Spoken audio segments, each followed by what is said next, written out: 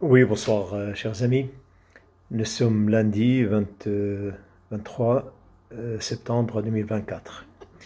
Vous êtes très nombreux ce soir à me téléphoner pour me faire part de vos solidarités avec le peuple de Liban, avec le Liban meurtri aujourd'hui, depuis mardi dernier. Il y a plus de 1000 morts, 1000 martyrs au Liban et à peu près 10 000 blessés. Ce sont des chiffres vrais qui sont tellement différents des chiffres de LCI ou de BFM.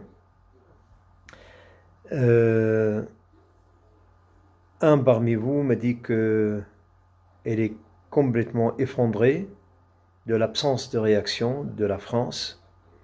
Cette France qui est historiquement considérée le Liban comme vraiment un ami. Est-ce que l'amitié est juste autour de mezze, de hummus, de taboulé? Et quand les moments sont plus durs, nous ne sommes plus d'amis. Aujourd'hui, le Liban, il est sous la machine de guerre occidentalo-sioniste, car les avions britanniques et américains, ils sont 24 heures sur 24 dans le ciel de Liban pour renseigner l'armée de l'air israélien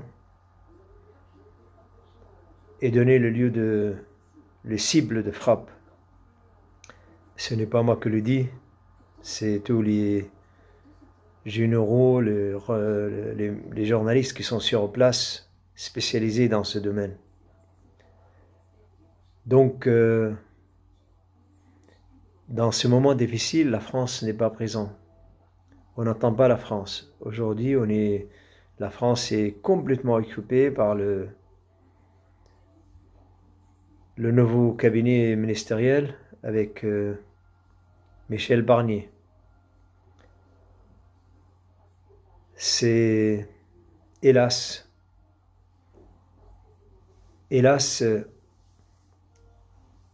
cette France qui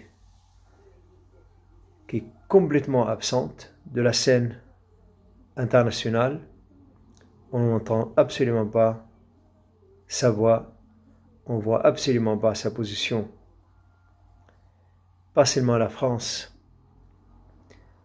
toutes les institutions internationales, les Nations Unies, le Conseil de sécurité, toutes ces organisations qu'on a cru qu'ils étaient capables de protéger les citoyens dans le monde, les États, la justice dans le monde, sont totalement absents. Mais ce que je souhaite vous dire, n'ayez pas peur pour le Liban. N'ayez pas peur pour la résistance libanaise. Ils sont aussi forts, aussi déterminés, aussi porteurs d'un projet humain, patriotique, qu'est la résistance palestinienne, yéménite, syrienne, irakienne. Cette mouvance de la résistance ne va pas tomber par les raids de l'armée de l'air sioniste, américano-sioniste, occidentalo-atlantiste. Ils sont très habitués à des moments difficiles. Et je suis sûr que Netanyahou, qui est en train de rire maintenant, va pleurer dans l'avenir. Parce que les Libanais, ils sont chez eux, sur leur terre.